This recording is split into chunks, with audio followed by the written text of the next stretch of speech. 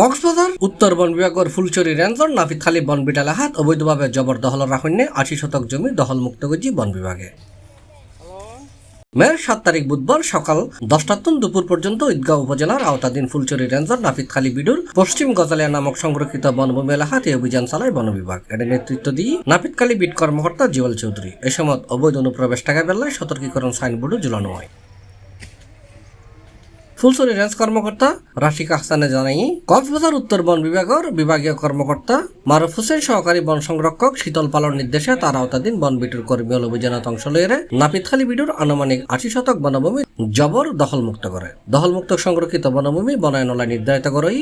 তাছাড়া এই জমি চলতি বর্ষা মৌসুমে বিভিন্ন বনজ এবং বিলুপ্ত প্রজাতির চারা রোপণ করা হইব। C+ TV, Chittagong.